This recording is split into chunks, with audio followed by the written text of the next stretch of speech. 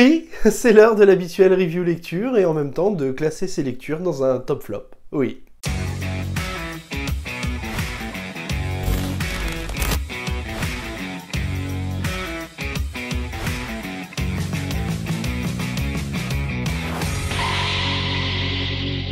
Salut tout le monde, j'espère que vous allez bien, bienvenue dans cette nouvelle vidéo, nouvelle review lecture dans laquelle on va classer les lectures du moment.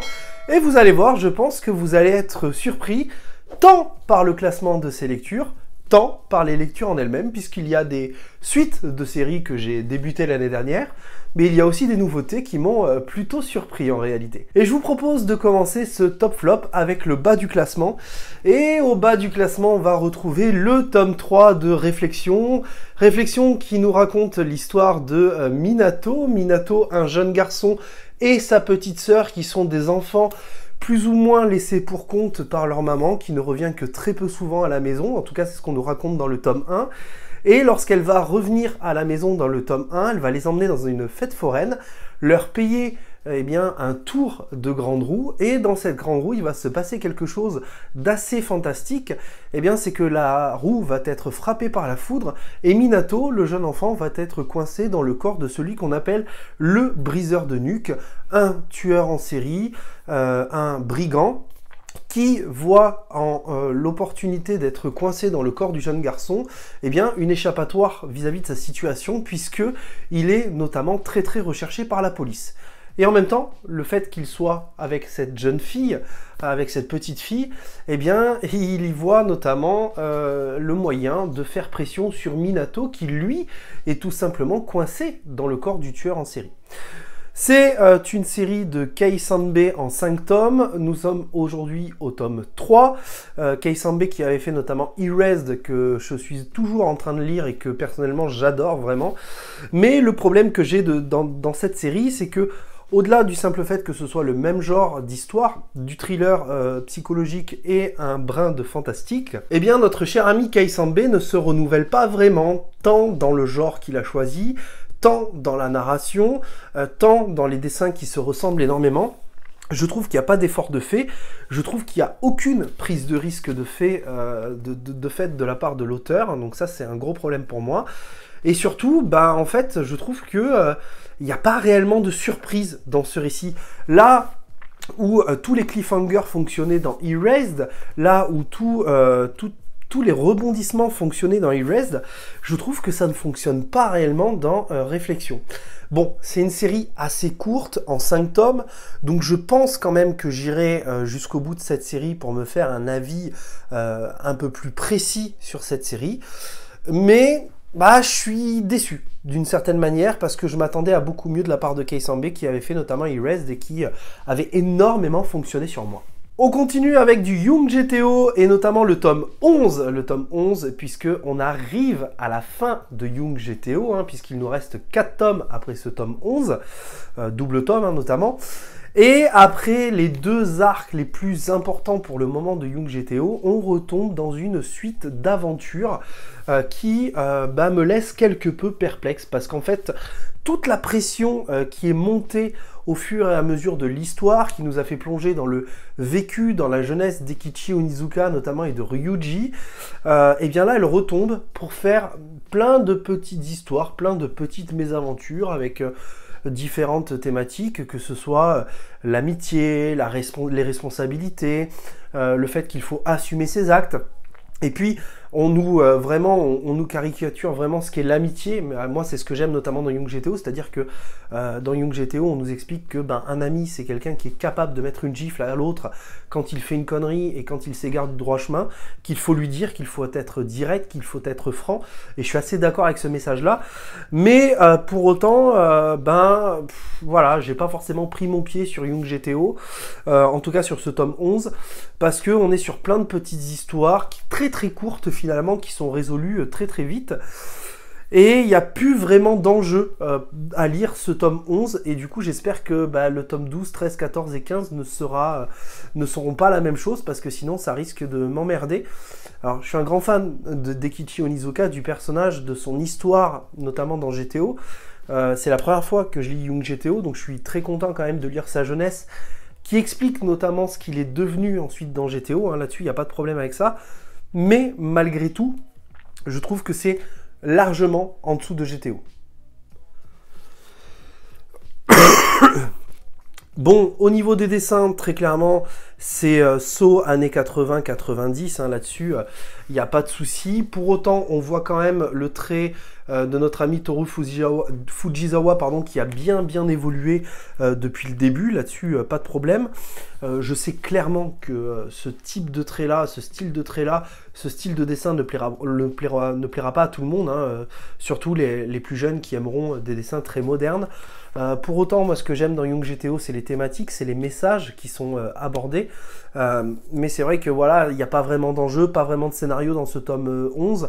Et bah, quand j'y pense, en fait, je me dis que les 4-5 premiers tomes, c'était aussi un peu ça en réalité. On continue ce top flop avec un nouveau titre dont j'ai lu les 2 premiers tomes, que je vous ai présenté notamment dans ma vidéo achat. Il s'agit de Sakamoto Days, tome 1 et tome 2, qui nous raconte l'histoire de Taro Sakamoto, père de famille, rondouillard, qui tient notamment une épicerie fine japonaise, qui a une femme, une enfant, et qui était en fait un assassin légendaire, et qui va notamment être tenu pour cible, hein, finalement, puisqu'on va mettre un contrat sur sa tête, puisqu'il a déserté, ou non, j'en sais rien, mais quitté en tout cas l'association d'assassins dans laquelle il était, et ça pose extrêmement problème. Et ce qui va se passer, c'est qu'au cours de ces 2 premiers tomes, on va croiser notamment Shin, notre petit personnage blond qui est juste là, et une étrange assassin qui en veut notamment à Sakamoto, elle. Et voilà, on va voir ce qu'on va voir, et on va suivre un petit peu cette histoire un peu farfelue, fraîche dans son scénario. Je trouve ça très original, honnêtement. Il y a une vraie proposition scénaristique dans ce shonen là. C'est dynamique, c'est moderne, tant dans les dessins que dans la narration. Point qui est très fort, notamment dans la narration, c'est tout simplement le fait que le personnage principal ne parle pas beaucoup. Ça, c'est la première chose.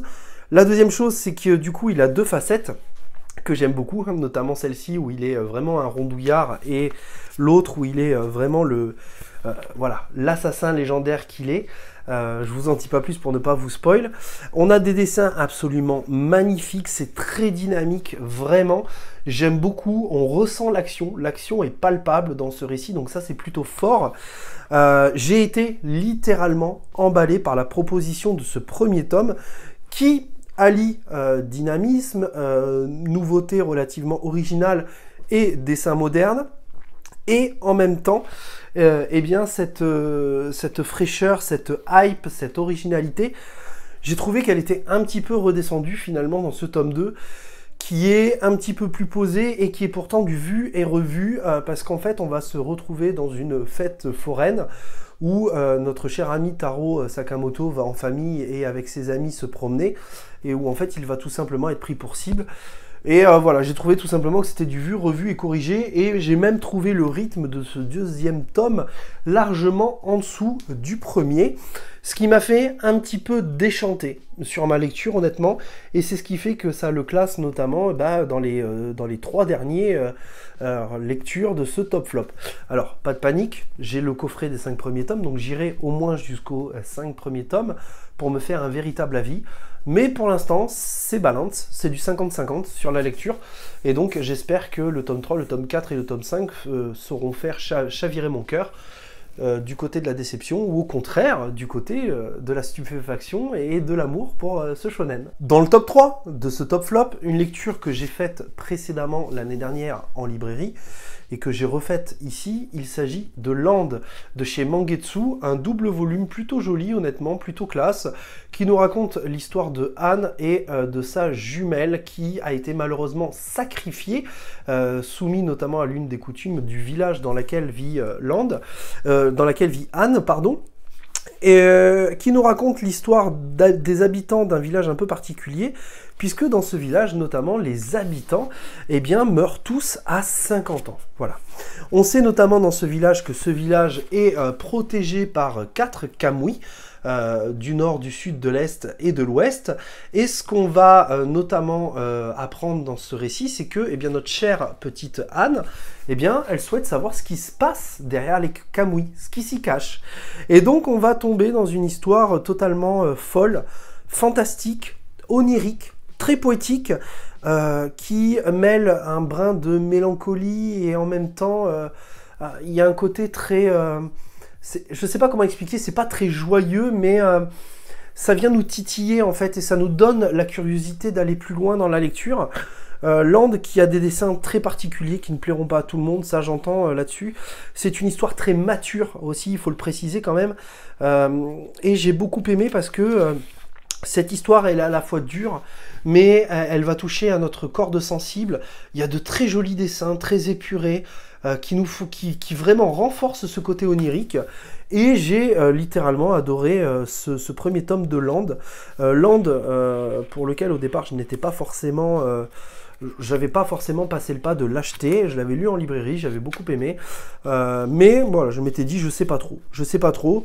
J'avoue qu'après la relecture de ce premier tome, j'ai quand même très envie d'aller sur le tome 2 et le tome 3 pour me faire une idée un peu plus précise de ce que va nous proposer Land, mais j'avoue que c'est un très très bon récit honnêtement, et je dois avouer que pour l'instant mes découvertes chez Mangetsu, en tout cas les choix que j'ai fait chez Mangetsu sont plutôt bons, hein. J'ai plutôt des bonnes surprises, donc c'est plutôt cool. Et justement, puisqu'on parle de Mangetsu pour ce top 3, on va continuer à en parler pour ce top 2 de ce top flop. Il s'agit de Mother Parasite, tome 3 et tome 4, qui nous raconte l'histoire de Ryota. Ryota, un jeune homme qu'on va apprendre être un enfant adopté par une maman qu'il trouve quelque peu possessive. Et Ryota, il est très particulier parce qu'en fait, Ryota, il va chercher notamment la mère idéale. Et pour trouver la mère idéale, il va avoir un système de notation. Si par exemple sa maman l'étouffe, si par exemple sa maman lui sert un plat qui est potentiellement froid, elle va avoir une note négative. Si par exemple sa maman lui achète un beau jouet ou lui fait plaisir, elle va avoir une note très positive sur 10. Et c'est comme ça qu'il va rentrer ses critères de la meilleure maman, la maman un peu ultime. Et Ryota, il cherche la maman ultime en fait. Il n'est jamais... son désir n'est jamais assouvi. Et il souhaite la maman ultime et il souhaite la famille ultime en fait. Et on va se rendre compte que Ryota, il est prêt à tout pour obtenir cette maman ultime. Et notamment à rentrer dans la famille de ses camarades de classe, voire à tuer les enfants des mères pour prendre leur place en fait. Et c'est assez fou parce que dans ce premier tome, les deux premiers tomes ont touché à des tabous très particuliers, hein, dont on vous a parlé avec Marine dans cette vidéo, vous pouvez aller voir, je vous invite à aller la voir. Très dérangeant, qu'on n'a pas l'habitude de voir, notamment chez nous. Et là, ce tome 3 et ce tome 4, alors, sont beaucoup moins dérangeants, honnêtement, mais on ressent, on palpe toute la psychologie malaisante, dérangeante de Ryota, au travers des dessins qui sont absolument sublimes, très réalistes, hein, finalement, mais qui nous mettent dans des positions, encore une fois, très particulière, honnêtement. Alors, j'ai adoré ces deux tomes, hein, qu'on se le dise. Je trouve que la psychologie du personnage principal est très très bien détaillée. Les chara-designs sont magnifiques. Le scénario est solide, c'est du béton armé. J'ai très très hâte de voir où va nous emmener notamment cette histoire. Cette histoire avec ce Ryota, voilà, qui cache vraiment, vraiment son vrai visage, hein. Ah, c'est une belle surprise, c'est une belle surprise. Mother Parasite, j'avais très très peur à la lecture des deux premiers tomes qui me semblaient quand même très dérangeants. Et là, ça prend vraiment une autre direction, une autre dimension, avec notamment certains personnages qui vont s'opposer à lui, à Ryota, et qui du coup vont le mettre dans une colère noire. Et la seule déception que j'ai pour ces deux tomes, c'est que ça se lit extrêmement vite. Et que, eh ben, pour l'instant, en France, on n'a que le tome 3 et le tome 4 qui viennent de sortir. Donc, autant vous dire que il va falloir y aller pour rattraper un petit peu le retard vis-à-vis du Japon, puisque je crois qu'au Japon, on est déjà au tome 10.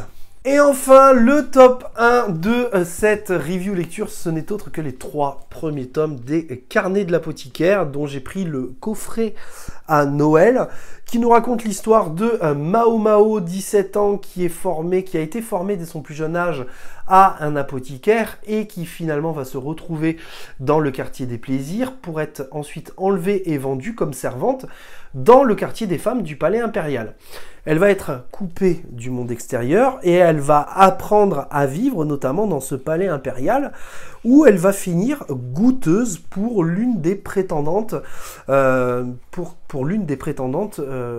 futures femmes de l'empereur. J'ai adoré les Carnets de l'apothicaire de bout en bout. D'une part pour son scénario très mature qui va nous faire suivre le quotidien de Mao Mao dans ce palais impérial. Donc il y a un côté très slice of life finalement. Et surtout qui va jouer avec les codes tout simplement des thrillers psychologiques. On n'est ni plus ni moins que sur le jeu des chaises musicales, on n'est ni plus ni moins que sur du Game of Thrones version palais impérial. Je crois qu'on est en Chine, il me semble, si je dis pas de bêtises. Et du coup, le fait que Mao Mao ait des connaissances en sciences et en poison vont énormément l'aider et vont énormément la faire évoluer dans son statut de servante à justement goûteuse, voire même peut-être plus après. Mais on sent que voilà, il se cache quelque chose en fait dans ce palais impérial où il y a des nourrissons qui sont retrouvés morts, où des femmes sont empoisonnées. Et vraiment j'ai adoré l'histoire, j'ai adoré les personnages qui sont hyper attachants. Mao Mao, elle est hyper attachante, pourtant c'est pas la fille la plus jolie par exemple dans les Carnets de l'apothicaire, donc c'est ça qui est très fort.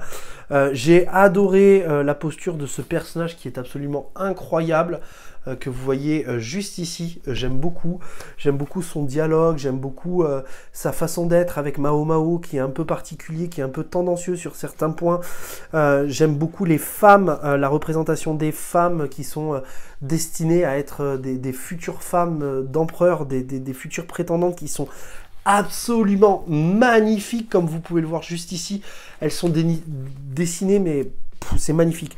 Les planches sont absolument sublimes. Je trouve que c'est une excellente histoire et j'ai pris un pied monstre à découvrir les 3 premiers tomes des Carnets de l'apothicaire. Vraiment, c'est une très très belle surprise pour ce début d'année. C'est un titre qui me faisait de l'œil depuis très longtemps et je suis très content de l'avoir pris, de l'avoir découvert. Et d'ailleurs, j'ai conseillé à ma femme de le lire tellement c'est bien. Voilà, j'espère que cette petite review lecture, ce petit top flop lecture vous aura fait plaisir. N'hésitez pas à me dire si vous êtes d'accord ou non avec mon avis. Il faut que ce soit constructif, bien sûr, mais on est là pour échanger. Je vous dis à très très vite pour une prochaine vidéo. Prenez soin de vous et n'oubliez pas, de grands mangas impliquent de très grandes lectures. Ciao tout le monde!